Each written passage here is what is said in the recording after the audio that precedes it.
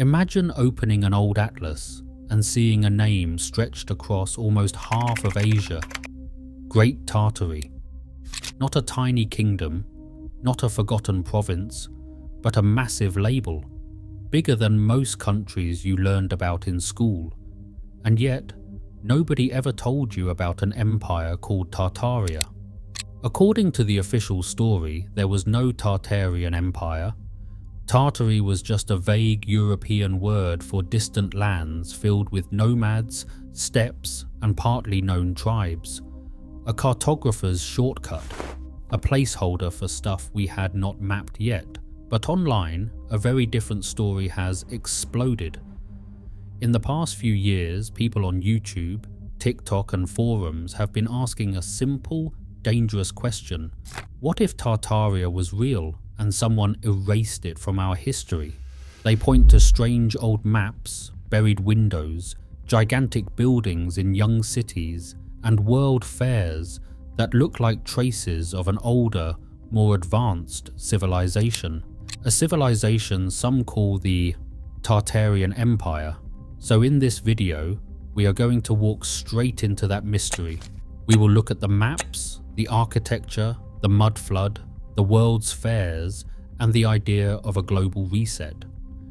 Is Tartaria pure myth, or the shadow of something bigger?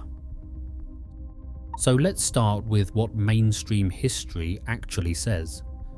For centuries, European mapmakers used the words Tartary or Tartaria as a kind of giant label slapped over the unknown lands of the north and east, including Siberia, Central Asia, parts of Mongolia, and even areas toward China.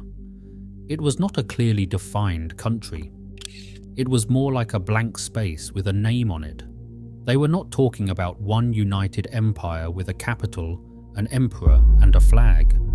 They were talking about a huge region they did not fully understand, home to different peoples such as the Tatars, Mongols, and other steppe tribes. The name itself probably grew from Tatars, but mixed in with Tartarus, the Greek word for the underworld. After the Mongol invasions, Europeans saw those riders as almost demonic, so the name stuck in a dark, spooky way. Over time, as Russia expanded eastward and maps became more detailed, the label Tartary was divided into more familiar names: Siberia, Central Asia, and Manchuria. On the maps, the large label shrank and then vanished. According to official history, that is all it is, a vague old label that faded away. But if that is true, why does Tartaria look so much like a real empire on those maps? The modern Tartaria theory did not just appear out of nowhere. It actually grew out of a much bigger rebellion against official history, especially in Russia. In the late 20th century, writers like Anatoly Fomenko began promoting a theory called New Chronology. According to that idea, our entire historical timeline is wrong. Empires are copied, dates are doubled, and some civilizations we read about are actually the same events, just shifted in time. In that view, Great Tartaria becomes a kind of lost Russian super-empire, broken up and renamed by Western powers. At first, this material stayed in fringe books, small groups, and Russian language circles. But then the internet happened. Around the middle of the decade, beginning in 2010, pieces of this story slipped into YouTube, Reddit, and later TikTok. People began remixing it with other mysteries, strange old buildings, photographs of empty streets from the early 1900s, star forts, and talk of free energy. The name Tartaria became a catch-all label for a hidden global civilization that once covered half the planet. And here is the key: nobody controls this theory. There is no single leader, no official book.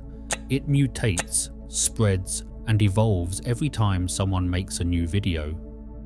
Now that we know where the idea comes from, let us zoom in on what Tartaria believers actually say. According to the Tartaria theory, there once was a vast, highly advanced empire that covered huge parts of Eurasia, and maybe even the whole world. This was not just another kingdom with swords and horses. This was a civilization with advanced technology, possibly free energy, and a unified architectural style.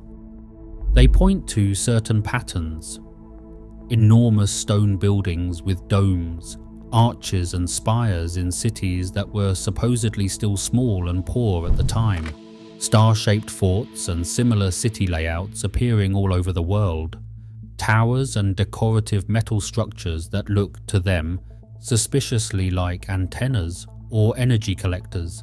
In the theory, this Tartarian Empire was wiped out not long ago, maybe in the 18th or 19th century, by some kind of cataclysm, a mud flood, a war, or a man-made disaster.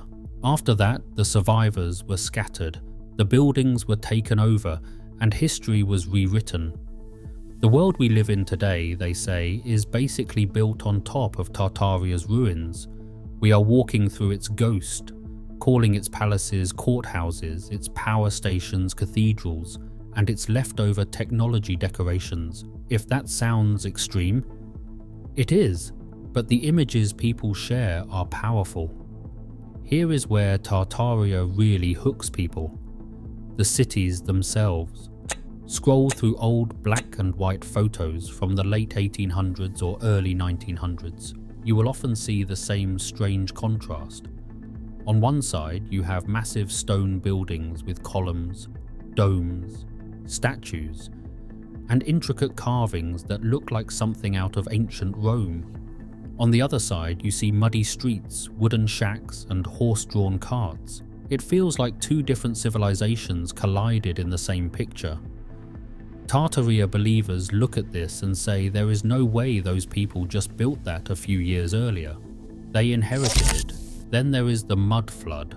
All over the world, you can find buildings where the first floor is half underground, doors open directly into dirt, and windows sit below street level.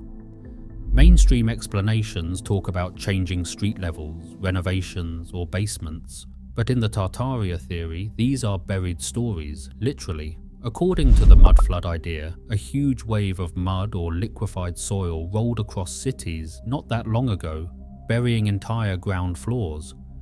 People dug out what they could, added new entrances higher up, and quietly moved on.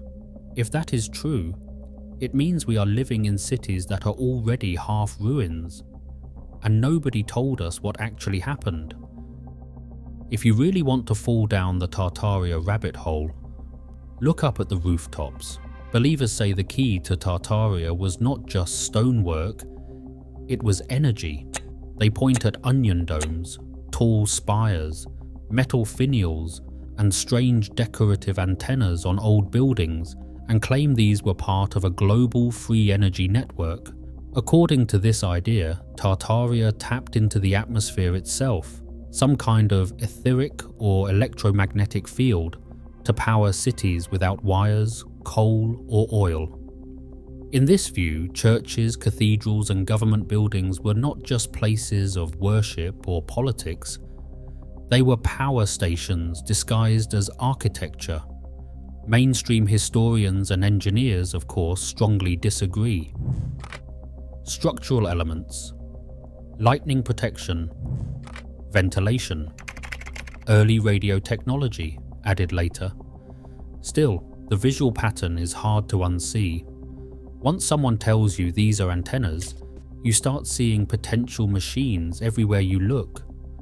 And that raises an uncomfortable question. If a civilization really cracked free energy, who would want that buried?